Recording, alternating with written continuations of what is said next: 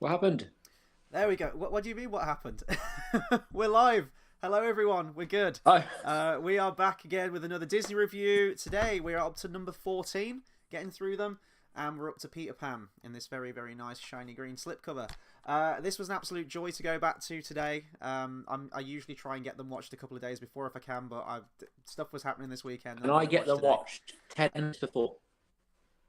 See, we're still at the stage where Disney movies are like 70 minutes.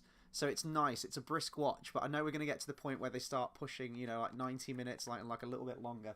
But yeah, Yeah. Peter Pan put me in a good mood all the rest of the day. I love going back to these old films because some of these films I haven't watched in, oh God, probably almost coming up to 20 years now, I want to say, which is shocking to say, but here we are.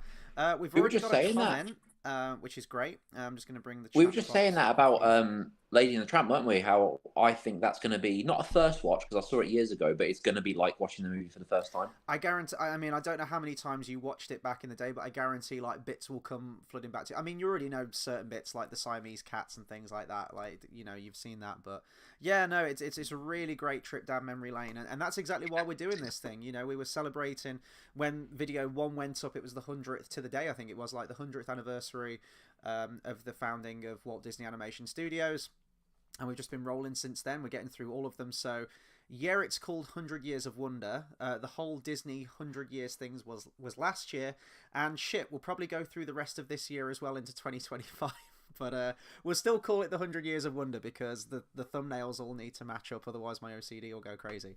But today we're talking about the 1953 Peter Pan film. Again, very similar to Alice in Wonderland, not just the fact that they were both released sort of, back to back, one after the other, but one that had multiple versions of the story that I saw as a kid. So like last week I mentioned for Alice in Wonderland, I had the Disney one, the animated one, and then there was that TV movie one, which is probably my favorite adaptation of Alice in Wonderland. And it was a very similar thing with this with me with Peter Pan, that I had the option of the animated one, and then another big movie of my childhood from the 90s was Hook, the Spielberg movie with Robin Williams and Dustin Hoffman. And I love both of those, so I still absolutely adore both of those films, but it was nice to kind of have the option.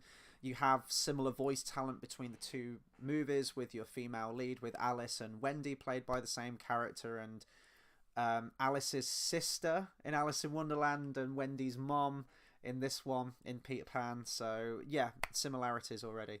I just want to shout out the comment we've had, and then we'll get into the review properly. We've had a comment from Brian Emery. I don't know why it's not coming up on the screen. Hopefully it should do when more comments come in. He says, I love Peter Pan. It's a great movie and a good world in Kingdom Hearts. Well, Dale, you are the Kingdom Hearts aficionado, having played Well, all of the Kingdom Hearts games. I haven't. I've only played 1 and multiple 2. times. Do you agree See, that it is a good world in Kingdom Hearts? I agree that it's great that you can fly. In Uh-huh. the first game, it is not a great world. It's so confusing. It's like a maze, and the fact that it's Neverland and you just get a pirate ship, it's Yeah. the Yeah. fact you can fly is great. In Birth by Sleep, it's wicked. You get the whole island, and the island's great, but the flying mechanism is terrible. The whole you have to bounce on these balls, like you'll know what I'm talking about. Not you, the other dude. You'll know what I'm talking about with the whole like because when you fly as Ventus, you have these balls of pixie dust and you jump on them and you bounce, and that's you flying. It's like okay, and then you can glide in other worlds. It's kind of cool, but as the world in Kingdom Hearts One, I would strongly disagree. But you can fly, and that's great. I think if you can fly in anything, just ever, if someone gave me the power to fly, I think that would be the best thing ever. I'd be like, I'm set for life. I don't need to do anything else. I'll just fly forever. Yeah, the Neverlands. I mean, I've never played Birth by Sleep. I've only ever played, as I said, Kingdom Hearts 1 and 2. It's not my favourite world from Kingdom Hearts 1, I must admit. It is very limiting. There are some cool elements to it. I like the Shadow Sora fight, that boss fight, and it's a good world to grind on, I will say. Like, the pirate enemies are quite challenging and quite high level at that point, so it's good to grind if you need to get some extra levels in before Hollow Bastion. This has just turned into a Kingdom Hearts 1 review now. I don't even care. I We'll was get gonna say, into the movie in a minute, what's but the what's the Kingdom Hearts world where there's a few, isn't there? I mean, you've played Dream Drop Distance, but there's a few where you fight enemies from the actual world rather than just heartless versions. You actually fight actual enemies. mhm. Like have you seen Three Musketeers? No, I haven't seen that. You know that. Well, you don't know. You've not seen it, but there's these little brown people. That sounds really not. These little like um these little they're this grey black browny creature things. And they're like Pete's minions, and you can fight them rather than just Heartless. Because I think that's quite cool. I swear in Kingdom Hearts 1 they do it. I can't remember which world it is, but yeah, that just came into my head. But that's really cool. But one of my favorite things in Kingdom Hearts, and it's one of my favorite things in this movie, is Captain Hook and the phrase "swoggle me eyes," and it was in this movie when I was watching it earlier. It's great. I love that bit in Kingdom Hearts. I've always loved the villains, and well, we'll get into the review later, but certainly for me, Captain Hook is my favorite character. We always start with first time memories of this film, so I've kind of gone into mine a little bit about sort of this and Hook. How about yourself? Do you remember this film fondly, or did you watch this one all that much? Thing is, I don't remember when I first watched it, but one thing I remember. There's two things I remember. One, Hook, like you say, that was Hook is weird for me. Like I started to like it more as I got older, but for some reason it was the first video I ever owned, the first VHS that I ever owned in my life, and it never went away. So obviously, as you get older, DVDs disappear, VHSs disappear as you get older, but it never went away. It literally, I don't. I mean, I don't have it now, but I don't remember when it disappeared. Like even if one video disappeared and then DVD came in, Hook was always the one that was there. It was weird, and the older I got, the more I appreciated it, the more I liked it. But I remember comparing it to a Disney movie and not liking it as much. But one scene I do remember in this movie in particular is Wendy's dad, where he's got his is he called a bib? He's his bib, isn't it? But Yeah, I like know what you mean. Like, yeah, yeah, yeah, sort of and waist where they've type thing. drawn the map of Neverland and it bounces up against his face. That's the scene I remember over and over again, and I don't know why, but it's the one I remember. Mm. That and the big um American Indian dude, the big fat one. Like I remember that. Those are the two things, but it's the bib thing. That's the main one, and I don't know why, but I always remember that as a kid. And it's the same with. I was thinking about it earlier when we were watching them as a kid, because the thing is, in the 90s, 50s movies and stuff were huge. Peter Pan was still quite big. You had obviously Aladdin and all that kind of stuff, which is 90s, but obviously Bugs Bunny, Daffy Duck, all that kind of stuff, which is technically 40s, 50s cartoons, Mm. were all huge. And this whole, where Smee shaves the arse of the The seagull. seagull. That's Yeah. it. Yeah. It's with the straight razor. I remember when I was a kid thinking, what the hell is that? Because people don't use them anymore. Mm. And I'm just thinking maybe it's just a movie thing. But in essence, it was actually a 50s thing. But I remember as a kid, the whole thing just thinking of, oh, that's just a thing in the movies. So I remember this being that's the thing in the movies, where it was a 50s thing. Yeah, for me, I definitely had this one as a kid. I watched it fairly frequently. It wasn't one of the ones that I watched the most, though. I was still gravitated more towards, like Aladdin, Hercules. They were the Lion King. They were the ones that were pretty much on like the daily. And in terms of like these older ones, like the 1950s ones, I think I probably watched. Well, I definitely watched Alice in Wonderland a lot more. Probably ended up watching Sleeping Beauty a lot more. So this one I came to occasionally. It was never one of sort of like my all-time favorites, but there were a lot of elements that I loved to it. I've already kind of alluded to this already. The villains, the dynamic between Hook and Smee, and it's also true in in Hook as well, the Spielberg movie, where you've got Dustin Hoffman and oh my god, I can't believe I'm blanking on his name. Robin Oh Williams. god.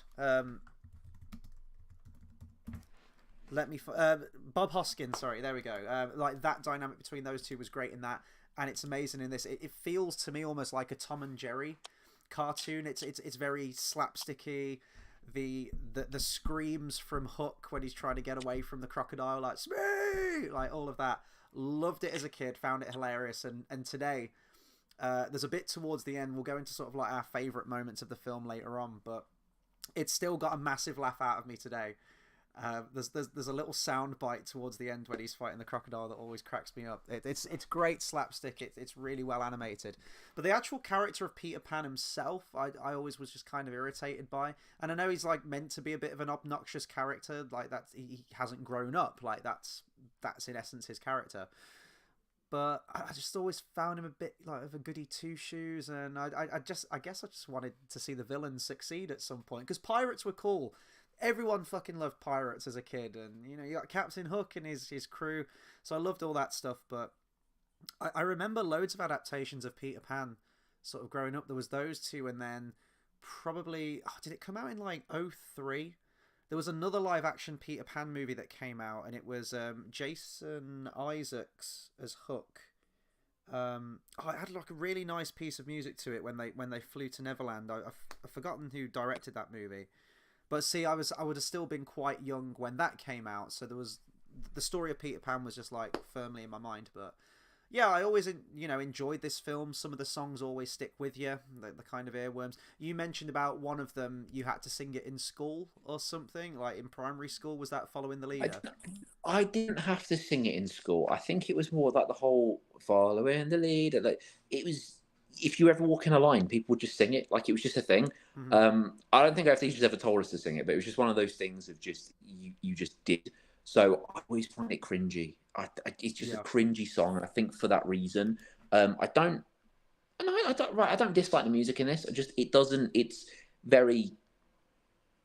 Yeah, it's okay. Like that, I find cringy.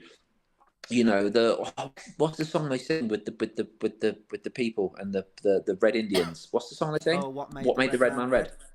Yeah, that's great, and you can fly, great, but a lot of it's very kind of, I wouldn't say naff. I think that's a bit harsh, but a little bit like. Eh. Yeah, I don't think the songs are the front and center in this film, and they're certainly not as memorable as some other Disney films. I will say that. That being said, they are very, very catchy songs. You Can Fly is kind of a classic a little bit in its own right. Certainly to this film, I think that's like that's the main spectacle, I think, when they first learn how to fly. I look over London and the camera angles and everything. We will see the Big Ben clock face in a few movies' time once we get to Basil the Great Mouse Detective, because I was watching it going like, oh, Basil and Ratigan have a fight on the clock hand. And then I was going back to Kingdom Hearts and remember fighting the secret boss where you have to keep freezing the clock. Really, because they quite a creative boss fight, but it's a bit. They move the clock in Peter Pan, don't they? They move the hand and it chimes. Yeah. So yeah, like that. Yeah, every time I remember that, I always see really weird. I see it as if we were to be a world, this whole world, the keyhole would be in Big Ben because I saw it there. I always see it as that's where our keyhole would be, which I find pretty cool. And it's in the UK. Yes, the centre of the universe. The keyhole to the whole entire world is in London. And the universe is in England. We could have a whole topic on that, but we won't go there. No. So a bit of history on the film, I suppose. This, I feel like I say this all the time, but this was going to be one of the earliest Disney animated features.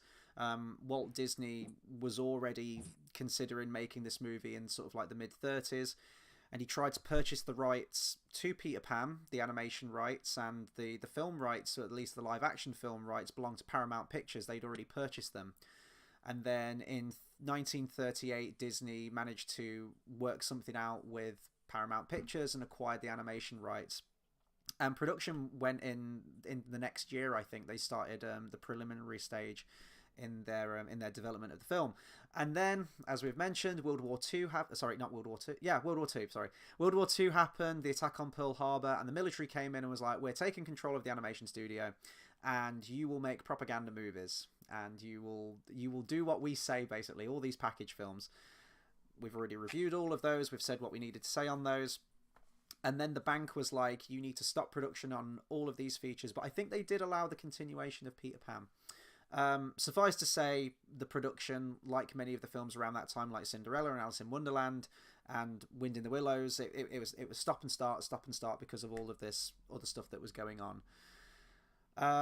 When they were working on all three of these projects, they kind of had Alice in Wonderland, Cinderella, and this all on the back burner as they were still being developed, and it was kind of a race to the finish to see which one would come out. Disney himself said that he felt the characters in Alice in Wonderland and Peter Pan were a bit too cold, like they didn't want to come back with that one, so they wanted a more traditional one that was very similar to Snow White and Seven Dwarfs.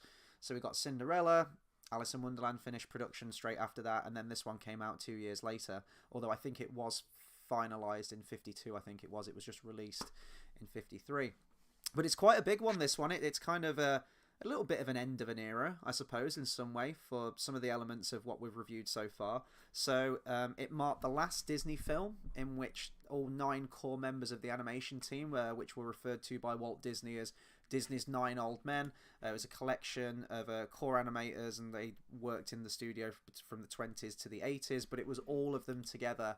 This was the last film that all of them worked on.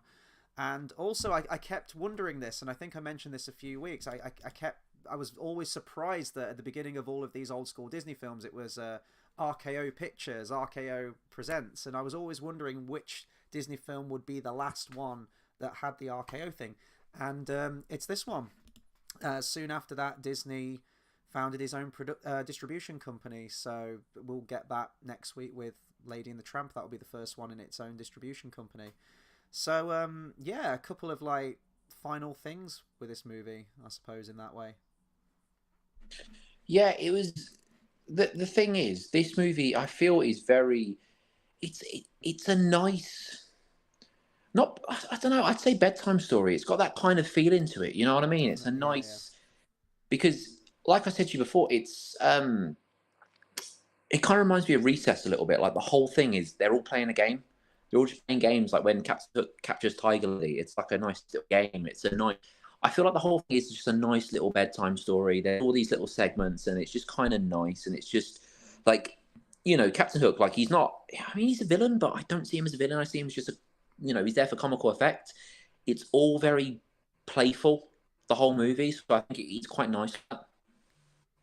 Yeah, no, I think it's got a lot of great themes about, childhood and maturing and losing that childhood innocence maybe, and those whimsical fancy adventures that we have. It's about growing up essentially, which is, kind of unsurprising, I guess, when, you talk about Peter Pan. Of course, that's the essence of it, but the stuff in there about motherhood and, the stuff with Wendy, that she's the eldest of them and she has to kind of come to terms with that. And through the Lost Boys, she kind of taps into that maternal side. The Lost Boys don't have moms. I think in the play or in the book or something, it's that Lost Boy, like there's only boys there apparently because they fell out of their cots or something, or they fell out of their like prams when they were being wheeled around and they got lost, and that's why they're called Lost Boys. I think that's like the origin story of them in the book. And that's actually a really nice scene. I remember as a kid just thinking, oh, this scene's really slow, with Wendy, where she's like singing the bedtime thing to them. But I really appreciate that scene a lot more now. I thought it's because they were stillborns and they were like lost to the world. Like, Oh, fuck. I thought it was something. I honestly. Oh my god. That took a dark turn, but I honestly thought it was. I mean, if they do, you know how what's that game, that Pinocchio game that came out, like the Dark Souls one? Oh, Liza P. And then the next one's going to be Wizard of Oz. If they do a Peter Pan one, that's probably the origin story they'll give the Lost Boys. It's really fucked up, dark, I'm here for story. I'm here for it. Let's go. But yeah, Walt Disney had a lot of affinity for the story of Peter Pan. Apparently, he went to see a production of it in 1913 because it was actually based on a play. It later became a novel, but originally it was just a play called Peter Pan or the Boy Who Couldn't Grow Up. Or the Boy Who Wouldn't Grow Up. And he wanted to purchase the rights. I've already mentioned that already. Production was going. I think he actually reached out to one of the original people who was involved with the stage production that he went to. When they kind of had some of the animation together, he put together a reel of it, and he sent it off to kind of get their blessing in many ways. And she didn't want to read it. She didn't want to look at it. I think I'm trying to find who it was. Yeah, it was Maud Adams. Who was in the touring production that Disney went to see, and then later on when he made the film, or at least a segment of it, he sent it to her and he said, it would mean a lot to me if you could give it a once over, give me your blessing, and anyone at the college as well can look at it free of charge. And she politely, or I don't know if she politely or impolitely said no thank you. And Disney quoted said, she wouldn't even give me the courtesy of looking at our reel. Her reasons were to the effect that Peter, whom she created, was to her real life and blood, whilst another creation of this character would only be a ghost to her. It seems pretty silly, and from my point of view, I would say that Miss Adams is simply living in the past. So, I don't know, that must have been a knock to him, especially if he went to see that production and that meant so much to him and he wanted to put his own stamp on Peter Pan and the original creator wouldn't give you the blessing. I don't know, that must have been a bit of a knock, I suppose. And then there was loads of different iterations of the story as well. some of which were quite darker. I don't think they were quite as dark as the Lost Boys were all originally stillborns, because that's really fucked up. But they were trying to develop the story. There was one about you were going to get a bit of Peter Pan's origin story. It was going to begin with Peter Pan and his origin story, which was based on like a sequel book, I think, that came out in like 1906 or something. And then there was another version where Peter Pan was going to kidnap Wendy because he wanted the Lost Boys to have a mom. And then Disney looked at that and said, no, that's too dark. We need to just start this the way that the play does and have Peter Pan showing up at the door, showing up to the nursery to find his shadow. I think it's the perfect... I think that was definitely the right call. I think I like the air of mystery about Peter Pan and the origin about him and everything like that, because it's, to me, that's all superfluous. You just want to enter into this fantasy world in a similar way that the children do. It's all very whimsical. As you said, it's like a children's game. It's like a children's story. And a lot of it is. A lot of the elements of the stories that Wendy's been reading them as bedtime stories have been about Peter Pan already, who's an established character in their own minds, an established persona. The same with pirates and Captain Hook and the Injuns and everything like that. The kids know about all of that stuff, and then they get to live it, that time. So I don't really know where I'm going with this review, but yeah, I like that that's the backdrop of it. And I mentioned this to you as well. I'll pass over to you now about it. Because you asked me about this earlier in the voice note. The voice actor of Captain Hook, you said, is that also the voice actor of the one who plays their father? What's his name? I'm forgetting his name. Mr. Darling. George Darling. That's it, George Darling. Yeah, George.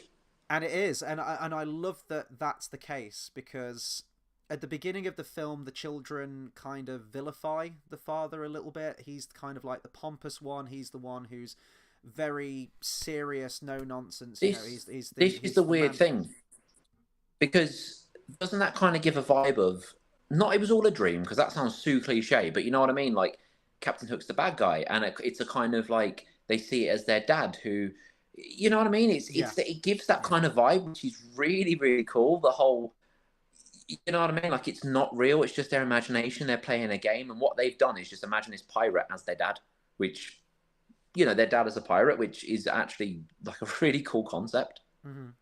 Yeah, no, and I love I never understood. As sorry. a kid, though, I never understood the sewing on of the shadow. I never understood I that. don't know, I quite like that.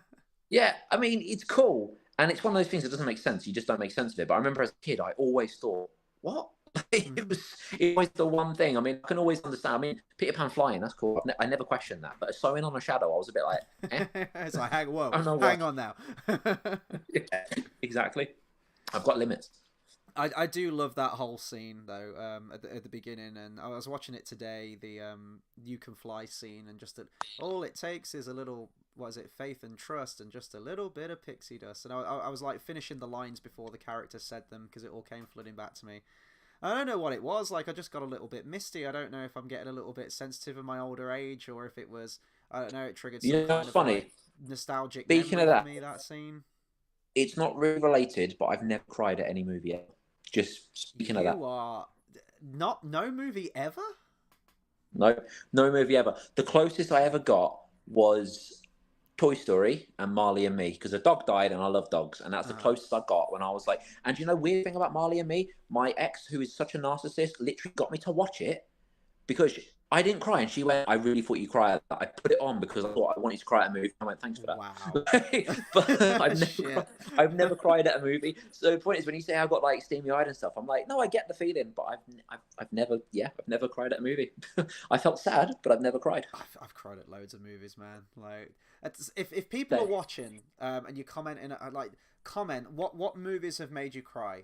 Just let's get a list go. I mean, I could take up a whole stream talking about the movies that I've cried at. Yeah, that's why. And obviously, you know, when you watch Friends, Chandler hasn't cried at a movie. I really relate to that. I'm like, yeah, I get it. Like, I really, really do. And then when he does finally cry, he cries at every single movie. And I'm like, don't let that happen to me. I don't want to cry at one, I'm going to cry at them all. Because that's what I'll turn into. By the time I hit like 40, I'll cry at every fucking movie ever. But no, I've never cried at it a lot with animation, like animated films. It's just when everything's perfect, you know, you think about the means that the film, the production team have gone through to make this, the artists and everything, how they've just put a simple pencil to paper and just started sketching. And from a few sketches and, you know, a few frame by frame meticulous, they've produced this, and they've made these characters literally leap off the page, and they're larger than life, and with the voice talents and the character design, and usually the music as well, especially when we get to like the Disney Renaissance, when everything's just firing on all cylinders, the direction, everything, and it's just absolutely sublime. It just kind of gets to me. It's almost like an appreciation for the efforts yeah. and the I passion mean, behind the team that, it's you know, kind of made like this. it's kind of like how good Batman the Animated Series was, and then Suicide Squad just killed it. Yeah, they literally shot it in the face, didn't they? Yeah, do you know what? That's why I love it, just because I know it's so shit, and I'm like, that's just brilliant. They just made it so I've bad. actually been watching more on that today, and it's really really bad. Like, I knew it was bad, and you told me some stuff, and then I watched some more videos on it. I was like, oh no, this is really really bad. Oh shit!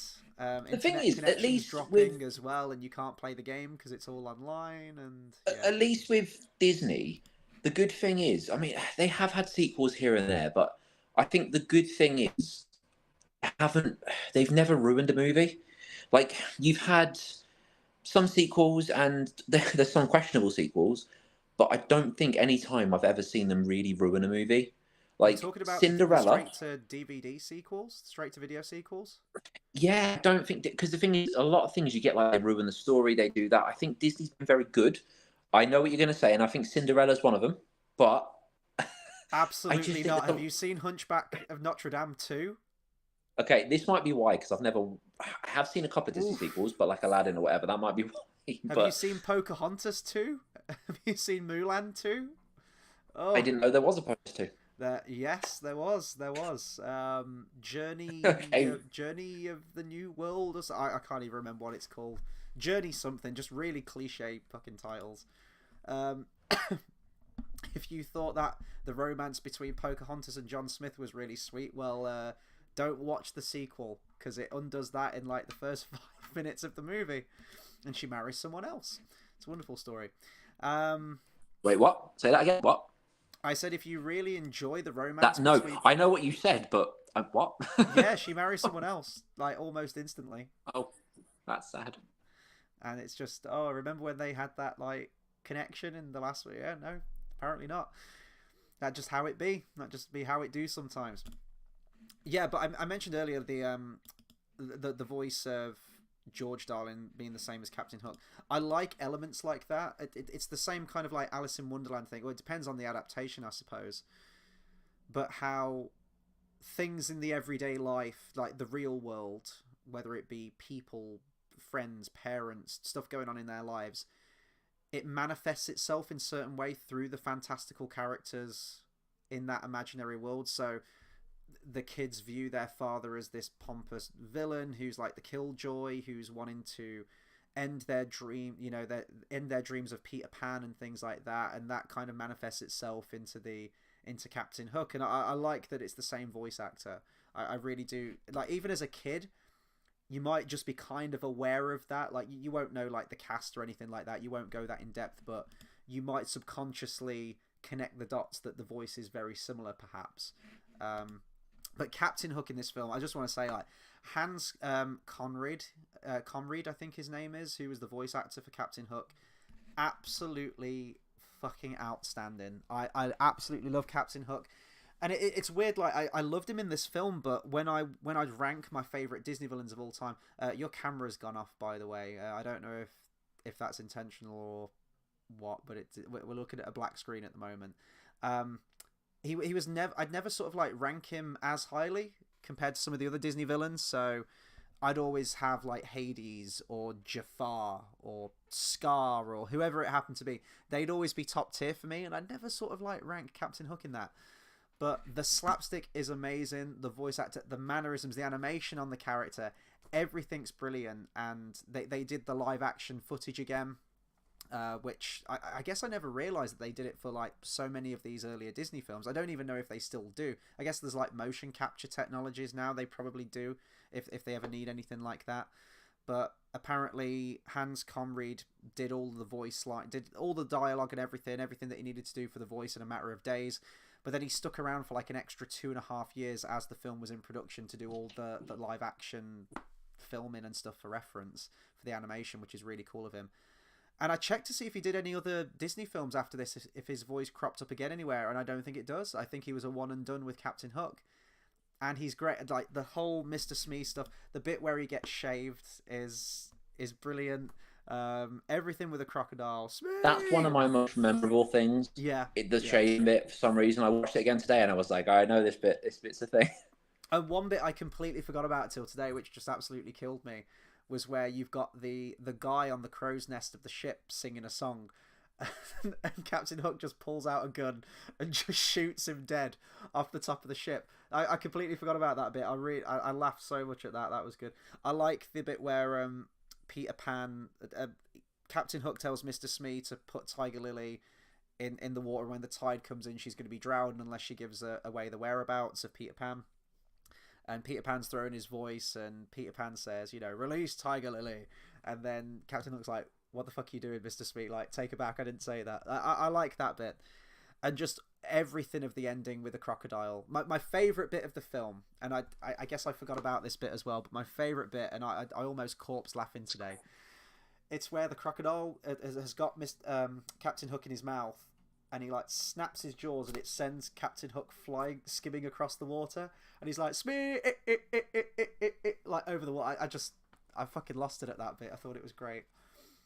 All that slapstick stuff, I love it, because it just, as I said, it reminds me of like Tom and Jerry or something. They just get really wacky and creative with it, and he feels like a pantomime villain. I know this was based on a stage show, but that interplay between the villain and the villain's sidekick, who's like really cowardly, like the polar opposite to what the villain is. It's a really fun dynamic, and it's my favourite stuff in this film. Every time we cut back to the pirates and Captain Hook, I was like, this is a good time, Yeah, the whole thing is, it's an introduction to pirates, really. Like, it was for me. It was the introduction, I think, for a lot of kids. The first time you see pirates, and that's why pirates are such. When they're playing pirate, when they're in the house, and it's Wendy's brothers, and they're playing, and they're like fighting with wooden swords, like in Kingdom Hearts, they fight with wooden swords. But they're doing that whole thing. I think it's an introduction for a lot of people about pirates and how. Pirates aren't scary, are they? Like, no one's ever been scared of a pirate, realistically. Everyone always finds them quite cool, quite fun. Like, we grow up and then we see Pirates of the Caribbean. It's even more fun. Like I said, I think it's because of this. It's that introduction to pirates, isn't it? Mm-hmm. Yeah, I mean, when you just mentioned that, I was trying to think of any other piratey things I would have seen as a kid. The Goonies, perhaps. That was a big film that I watched when I was a kid.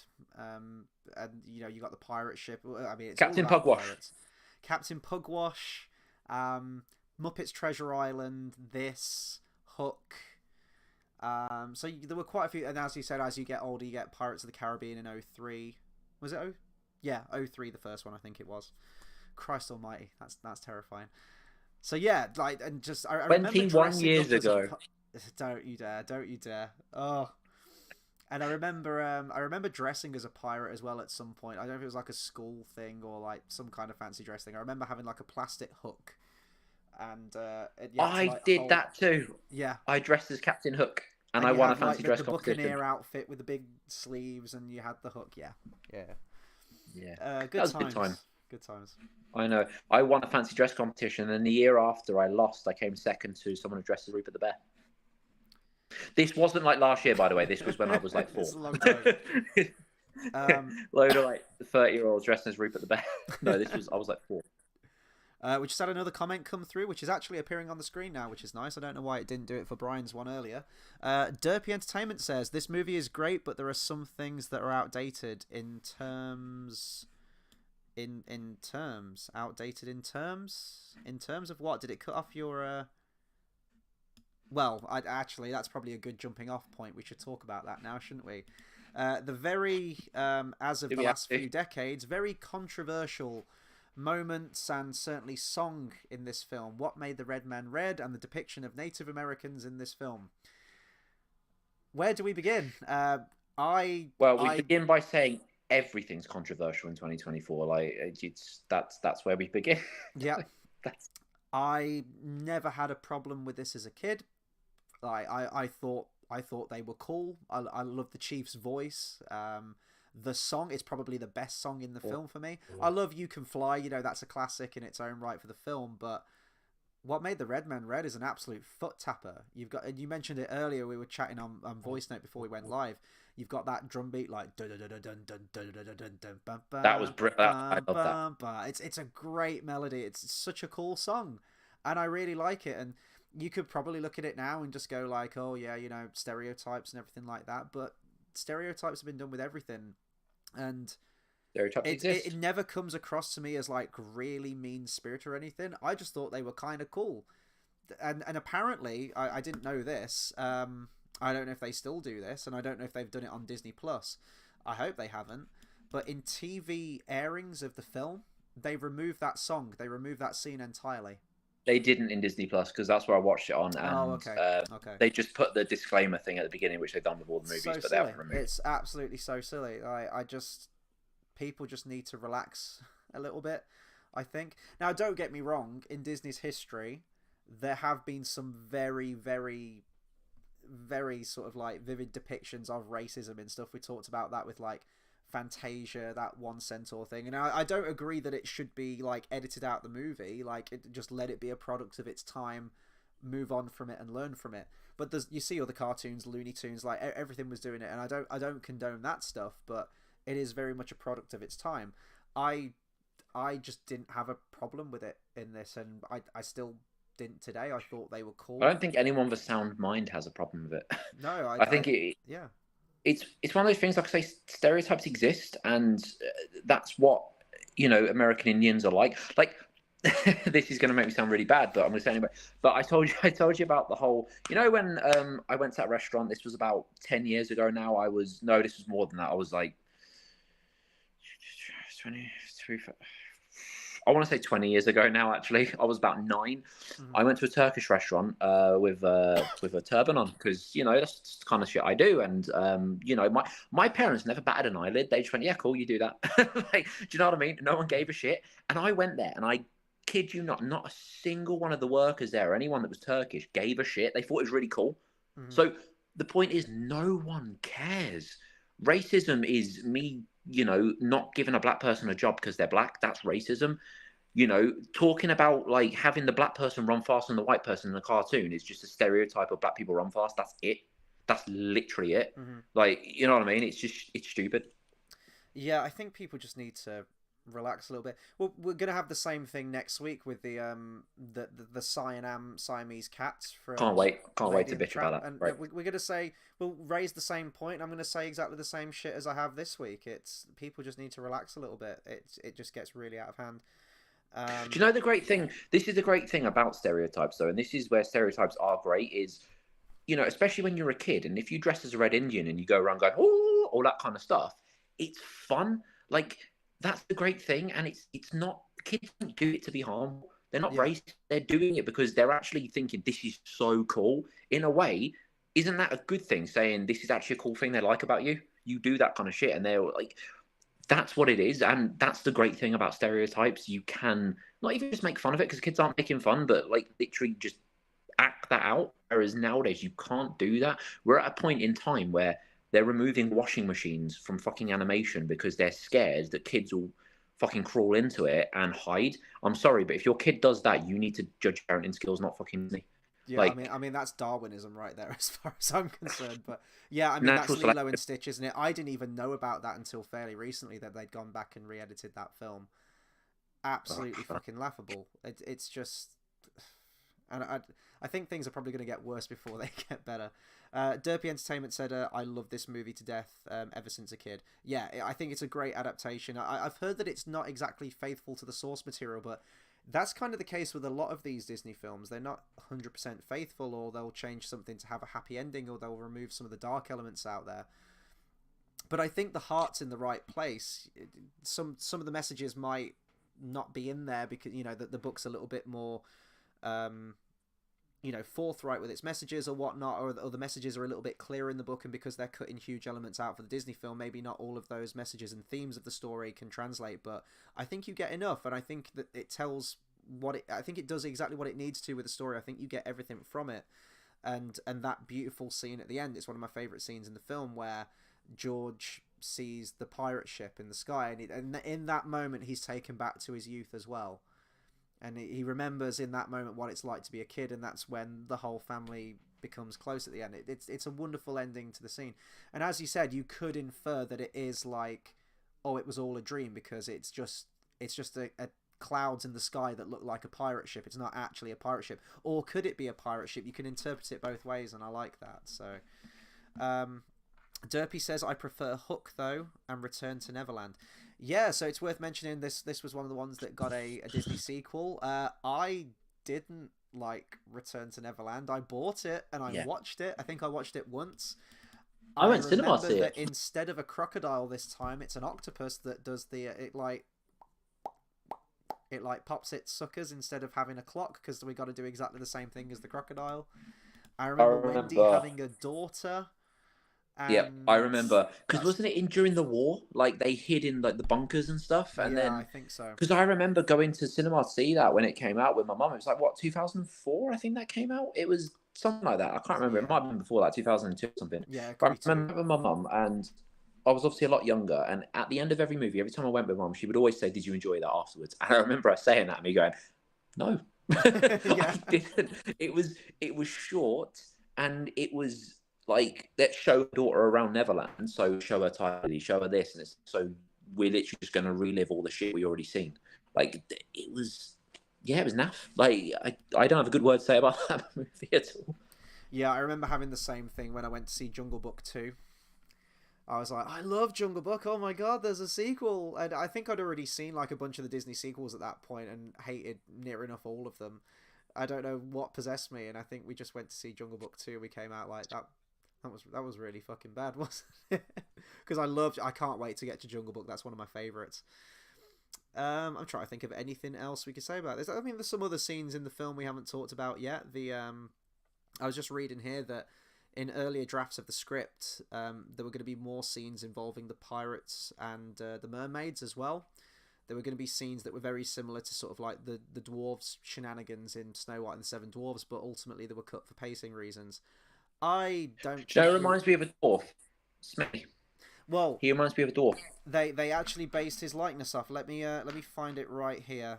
Dopey and Doc. It's got to be Dopey and Doc. Put them together. Yeah. So Ollie Johnston animated Mr. Smee, and it says I'm reading off Wikipedia here. It says to best capture his comedic yet fear-ridden, sycophantic personality, Johnston used variation of the dwarf design from Snow White and the Seven Dwarfs and had Mr. Smee blink repeatedly. So he took that initial concept, like the template from one of the dwarves, and used a lot of the likeness. It's the nose, isn't it, and kind of like the stature and everything, and I guess you could even say like the hat maybe as well. What's the big red dude called? The American Indian dude. It's Chief. Let me have a look. It just says Indian Chief. That's just the name of the character. Do you know who he reminds me of? Who? David Lee Roth. When in the Yankee Rose video, he's the singer of Van Halen. So. I guessed the reference this week. I'm so happy. He also reminds me of. But you know what? In talks of the American Indians, I mentioned this to you. I don't know if you saw it, but the chief that looks like the penguin, the umbrella. Oh yeah. And he's a bit curvy. And I remember seeing that, going, that doesn't just look similar. That he's the penguin if he was a red Indian. Like, it's great. It's really, really cool. But I just want to say again how that's literally my favorite part of the movie. I think I have a big love though personally for old cultures. Did I say that right? Old cultures, like, you know, old Japanese cultures and their whole like, bamboo houses, and you know the American Indians and their teepees and their tents and stuff. Like, I have a love for that kind of stuff and that traditional. So I think that's one reason, but I just think it's great because it's stereotypical, but that's what makes it, and it's great, and it's a laugh, and it's funny, and that's what you want from a movie. That's what you want from a form of entertainment. Because remember, like, this was a few years back, obviously, when it came out, we reviewed The Dirt, and you know, we were very critical on certain elements, but then there was also a big element where I was like, you know, we're critical on a lot of it, but at the same time, as a form of entertainment, obviously I won't too much into it because that's video for that, but a lot of it is very like, look, as a form of entertainment, it's cool. You know, the first half especially. But I think the point I'm making is for this, it's like it's a cool form of entertainment. That's what you want. You don't need it to be you know, fucking like, oh, we need to be sensitive to them or we need to do this. It's entertaining. That's the stereotype. It's funny. It's a movie. Get on with it. That's the point. It's going to stick around as well. I mean, in movies and movies time, once we get to Pocahontas, people kicking off about that as well. People are never going to be happy about anything in any way. They're always gonna you're always going to piss off someone. There's always going to be a vocal minority about it. Except Ariana Grande. I get pretty happy about her. I've never been sad yet, so I'm just hoping she's watching Monday. Grande, don't we? Derpy Entertainment says the live action remake isn't as bad as everyone gives it off for. Everyone gives it off for though. It's forgettable, but not as bad for the hate it gets. I saw the trailer for it, and it looked like a 2023 adaptation of Peter Pan. I keep forgetting that movie got made and came out. Isn't it? Is it the one where Peter Pan looks like Tinkerbell? Yeah. So they changed Tinkerbell's race. They changed Peter Pan's race. Wendy is now this like awesome ass-kicking, girls get it done, swashbuckling, best fighter, adventurer, and is capable in sword fights. And then you've got the Lost Boys, who also have lost girls and lost they-thems in them as well. And they make a point of that in the trailer. Like Wendy says, like, "Aren't you?" They're like, "We're the Lost Boys," says a girl in the group, and then Wendy says, "But aren't you all supposed to be boys?" And then they're like, "So." Like, no, we can be whatever we. I'm just like, oh, this is 2023's Peter Pan, isn't it? It really is. That hurts my brain. And the thing is, as well, no, Derpy says I loved it though. Like, absolutely. Like, I'm not gonna tell someone to not like a movie. Like, if you watched it, you go ahead and like it, man. That's all you. I just saw the trailer and I heard a lot of reviews on it. That like reviewers that I trust, and I was just like, I'm staying way the fuck away from this. The live action version of Aladdin was the straw that broke the camel's back for me, and then they just doubled down on Lion King and fucking Mulan. Early. Oh my god, what they did to Mulan! Jesus Christ! Yeah, so I didn't do it. No, I don't get. Go on, sorry. I've not seen Mulan, but what I don't get is how can they change that? Isn't she supposed to be a strong, independent woman? The whole thing they're going on about. Well, isn't that the whole thing? Wait, you've never seen the animated Mulan? No, the remake, you haven't seen the live action one. Okay, I switched it. I watched review. I switched it off after 5 minutes because they just completely fuck the character right from the beginning.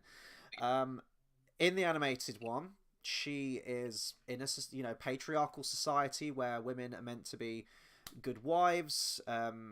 Keep a good home, not get involved in like matters of men and war and things like that. And against everything, she steps in to save her father, who's like clearly. Now, injured. Here's the thing, right? I'll stop you right there. Right, I don't know what the remake does yet, but my point is, isn't that what the world is supposed to be camping for these days, right? So my point is, what are we changing? Why are we changing stuff? No. Well, I don't know what it is yet. I'm setting the stage for what the live action one does. I'm still talking about the animated one right now. You actually see her training. You see her fail multiple times. She isn't as strong. She isn't as capable, and she works fucking hard to get that training done. And by the end of it, through her own devices, she saves China and she houses a hero. And I went to see the I think it was the 25th anniversary of it, either last year or the year before that. I can't remember when I went to see. And I was watching it, I was midway through, and it was like the montage of I'll Make a Man Out of You, and you're seeing her train, you're seeing her go through all of this, and you're rooting for her. And I was like, oh my god, this is such a well-written female character. Like, why aren't we getting this nowadays? Like, she's great. I got it when I went to see Kill Bill Volume 1 as well. I was watching the bride go through all these trials and tribulations and overcoming, and I was like, this is inspiring. It's great, and we just don't get that now. Now, here's what the live-action Mulan does. From a child, she had the power of chi, and she's like jumping over rooftops like Crouching Tiger, Hidden Dragon, and she's got these magical, mystical martial art powers right from the off, and doesn't have to train because she's just great at everything to begin with. A little bit like a certain Star Wars character from a certain sequel trilogy. And there's no training. Like, she's just great and amazing, and girls get it done right from the beginning. And I was like, you've just immediately ruined everything that made Mulan's character great. And another thing that irritated me as well, the villain of the piece is this like witch lady who's great at martial arts and is a proficient fighter, and I thought, isn't the whole conceit of Mulan meant to be that women don't do battle, and this is completely unheard of until Mulan comes along and does it and steps in, and it's like, wow, this is what makes her so special and unique, that no woman has ever done this before. When your villain is another female warrior, it's just like, oh, okay, so what makes Mulan so special and different and against the grain, you know? Mm-hmm. There's many other reasons why that film's a piece of shit. Derpy also mentioned as well, that's another mark against it, Mulan live action doesn't have any songs either. So all of your favourite songs from the animated one are not in there.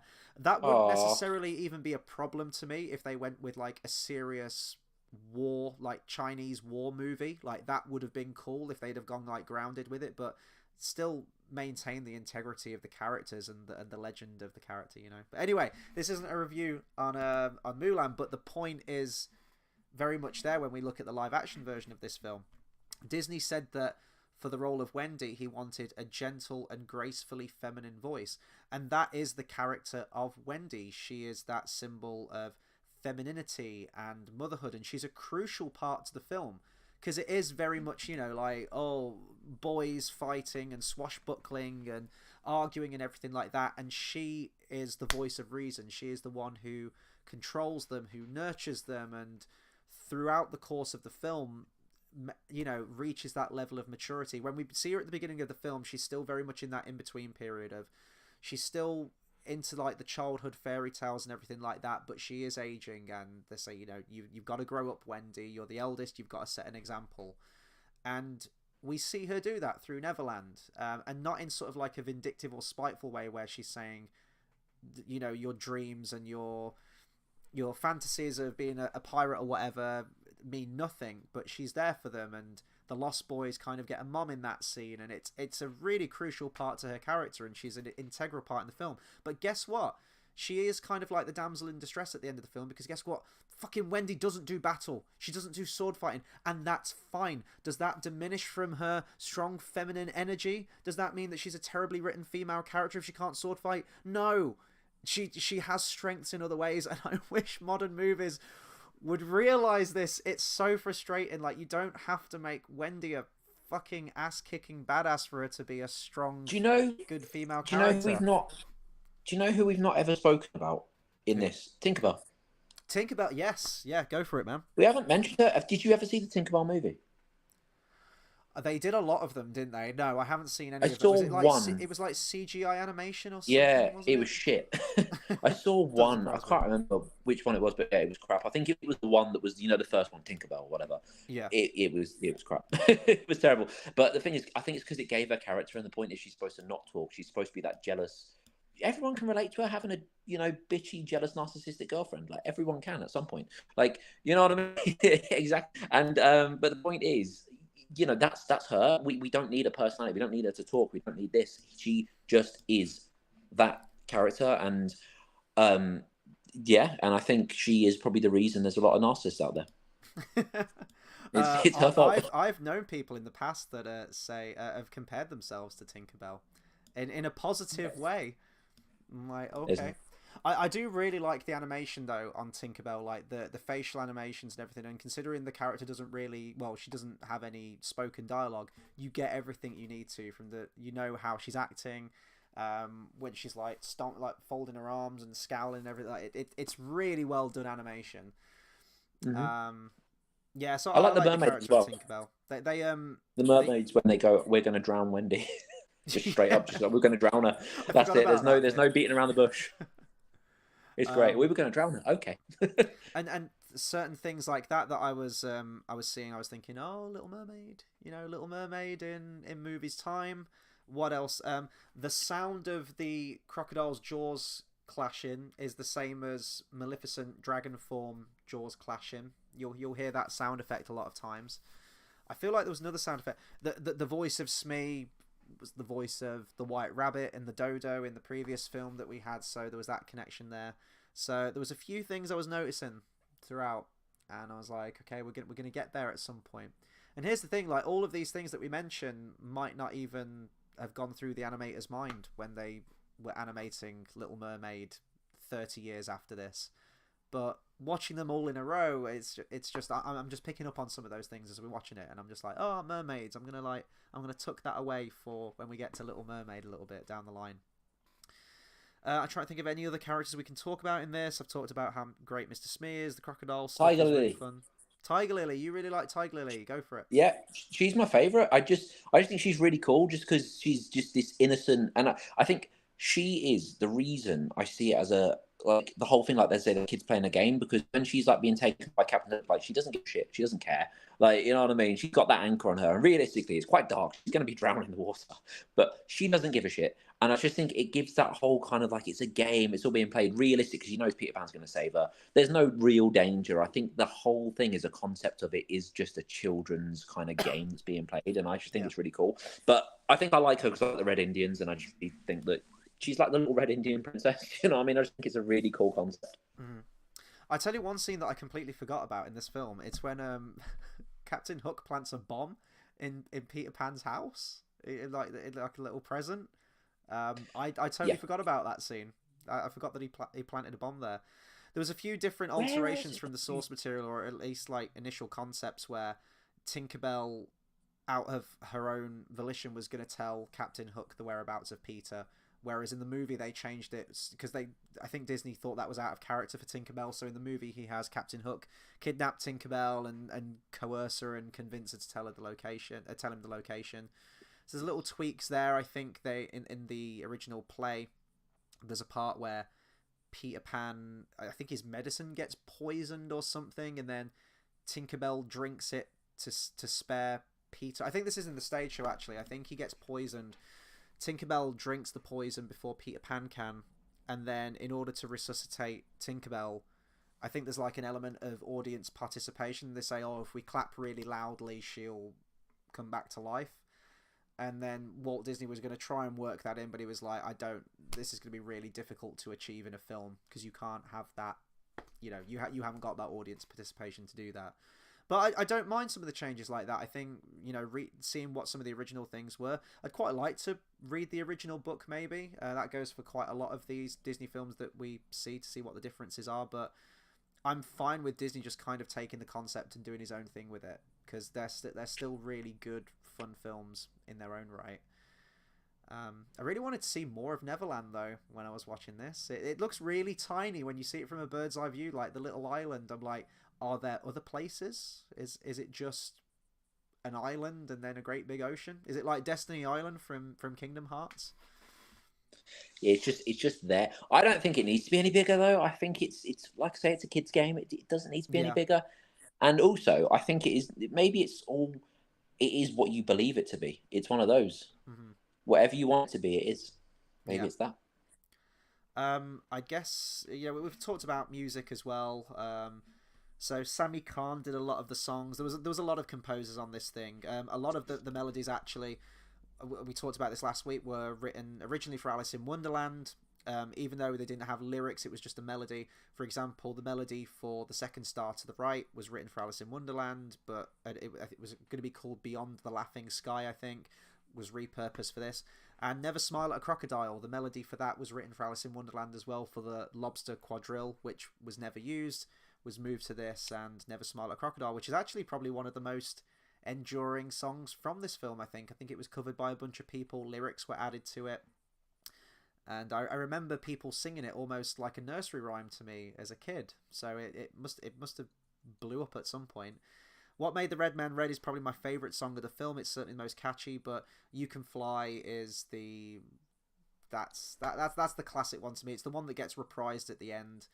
And it's that moment where they all start flying is the bit where, we're entering this fantasy world. I love that. One of my favourite shots in the entire film, probably is my favourite shot actually. It's where they take off from Big Ben, and the camera sort of like pans around them to the bird's eye view, and you just see them flying over the cityscape of London. I love that shot. But yeah, the music's fine. It's not a soundtrack that I go back to often at all, but they work for the film. They're classics in their own right in that way. But if I'm going to give final thoughts on this, I had a great time with this one. I do prefer Alice in Wonderland, I'd say, if I was going to compare the two of them. I did have more fun with that one. But all of the Captain Hook, Mr. Smee stuff still holds up. It's still great. I love the animation. I love the energy, and I love the back and forth, the squabbling between the two of them. I love villains like that. It's a trope of villains that always works for me. You know, like Megatron and Starscream. You've got just that bickering back and forth with each other. It always works, and we'll see that a lot more in a lot of other Disney films as well, with the villain and then the villain's sidekick. It just kind of works after a time. Yeah, I had good fun with it. It was nice going back to it. How about you? Does this still hold up? Do you enjoy it more? Was it Yeah, about the same? it's fun, and it's probably better than I remember. Because when I say better than I remember, I mean I always remember it being good, but I think I enjoyed it a lot more than I thought I would. Because I thought, oh, it'd just be a basic kind of. But I'd give it a solid 8 out of 10. Like it's solid. It holds up. It's good. It's a lot of fun. It's something I would happily watch it again and again because it is a lot of fun. It's not something like Cinderella is. The thing about Cinderella, I do like Cinderella, and it is good. But this is more just a fun, whimsical kind of, oh, this is cool. Whereas Cinderella's more serious, it's got a storyline. It had a storyline, but it's more of, see, this part of the island, then this part, then this part. And it's cool. And it's kind of like how I described, back in like ages ago when we did Snow White, how I said it was kind of like a day in the life kind of thing. Yeah. In a way, obviously, as a plot. It's kind of like this, though. It's a day in life just showing you around Neverland. And obviously, there's this shit going on. But realistically, that could be happening any day. I can guarantee the next day something else will happen in Neverland, which is very similar. So, you know what I mean? It's one of those. And I think it is a fun, easy watch, which I'd give it a solid 8. I will say, as I've been watching these Disney films, I knew it would happen, but I guess I've kind of overlooked this era of Disney a little bit. You know, the Disney films that I always tend to go back to are probably the ones that are a bit more nostalgic to me. The Disney Renaissance, they came out during the 90s. That's when I was in the height of watching my Disney movies. So I'd always go to things, and I still always go back to things like Aladdin, Hercules, Mulan, Lion King, things like that. And I won't say I neglected this era of Disney because I did watch all of these films, on repeat as a kid. But watching them again now as an adult, when it comes up, and I mean, we're not going to get this next week, but like RKO Pictures, and you get that vocal, that similar sounding chorus you get at the beginning, and you get the credits, and you get into it, and just the animation style, you can tell that they were modeled off like real people with, the faces and everything, the voice talents, and just these good traditional fairy tales that are just being told. You can see the passion on screen behind it. I'm getting really nostalgic for them now as I'm watching it, and I'm comparing it to things like the new shit that we're getting, like Wreck-It Ralph 2 breaks the internet, or I still think no sequel should be a classic. Like, yeah. I think that's a bit silly because Apart from it's not a Rescue Us Down classic. Under, It's a 'cause that's great. sequel to. Yeah, that's the one. That's the one I'll always stand by because that's one of the best movies ever. And the weird thing about that is, obviously, we'll get onto that soon, but I don't even know why it's one of the best movies ever. I just remember as a kid, I just loved it, and it was great, and it was my favorite Disney movie. And I never know why. Like, if someone asked me about it as a kid, like I say, I started watching it halfway through. Like, it's just weird like that. But we'll get onto that in a bit. But I just don't think sequel should be a part of it. I didn't like how Wreck-It Ralph 2 was a Disney classic. I didn't like how Frozen 2 was a Disney classic. I thought it was just stupid. Well, the thing is as well that I find, I won't go off too much on a tangent on this because I know we need to round off, but when you get stuff like Wreck-It Ralph 2 and you've got shit in there like, well, it's outdated already, stuff like Twitter, and you've got like Snapchat and like all modern apps like that in it, it's like, this isn't gonna age well. And already, like, Twitter's gone. Twitter isn't a thing now, and that's been like, what, a handful of years. Whereas films like this, do you know who else is? Go on, sorry. Do you know what else has gone? What? Kevin Conroy, Batman. It's gone. Yeah, shot in the face. What a send off! What a legacy right there. Thanks, Suicide Squad. You're the best. Love it. Yeah, and then you get films like this, and like the sound quality or like the music or whatever. Yeah, it is very much of the time and certain sensibilities if you want to argue about that. But fundamentally, they are timeless, traditional fairy tales, and I kind of miss that. I think we've got away from that. Everything's just so in the dialogue. Nothing feels special. All of these films, these feature films, I don't know if it's just the age of them. I don't know if it's just nostalgia talking, but they just feel very almost kind of lofty. I can't really describe it, but there's a certain atmosphere to them, that way that they're presented, and the voice talents, and There's no like Do you know what? modern It's weird. slang in there or anything like that. Do you know what I'm not verbalizing it very well, but if you It's weird compare though something like because Cinderella to, I don't know, like the new shit that's coming, like Frozen 2, or well, this is the thing. When we come on to Frozen, we have very different opinions on it. Like I we really do. loved it, and I know. Do you know what I mean? So it'll I be want to come interesting at round that. to that But movie. I'm hoping once we eventually get to it, I watch that with a fresh pair of eyes, and I'm like, you know what? Actually, I see what everyone else is seeing with this one. I do. I think I've only thing watched it is, twice. I've watched it a good 5, 6 times. It doesn't help that my ex was obsessed with it, and every now and then it's like she was sad. Do you want Frozen? Yeah, sure. Like I was happy with it. I love Frozen. Great. Hmm. But yeah, we have very different opinions. I think that's one of the ones where I think it's still quite a fairy tale, but I see what you mean. So yeah. Hmm. Yeah, I love me some traditional storytelling. I feel like we need to get to that back to that a little bit. We need to get back to the basics approach, I think. Um, Not so much a fairy tale, but our next one next week is going to be number 15. We're up to Lady and the Tramp. I watched Do this you know one this? Do you quite a know lot as a the kid, sad but thing it's... about it? Well, sorry? Do you know the sad thing about it? Dogs don't live forever. Those dogs would be dead by now. I mean, it's what? This came out in 1950, I'm guessing 54 or 55? But anyway, those dogs are dead. Yeah, these dogs are dust at this point, I think. Yeah, there we Those go. dogs, puppies Lady are and the dead. Tramp's going to be the next one. Looking forward to going back to that one. It's been a long, long time since I've seen this one, but I do remember quite a lot of bits from this one, and I know there's a certain character that we need to remember for Winnie the Pooh, because it's basically the same character. But yeah, anyway, that'll do it for our review on Peter Pan. Thank you to everyone that's tuned in, left a comment, or kept the conversation going with us. Brian and Derpy Entertainment. Hope to see you again next week for the next one. We'll be back next Monday at 8 p.m. or probably like 8:15. We're always a little bit late on these streams, but around 8 o'clock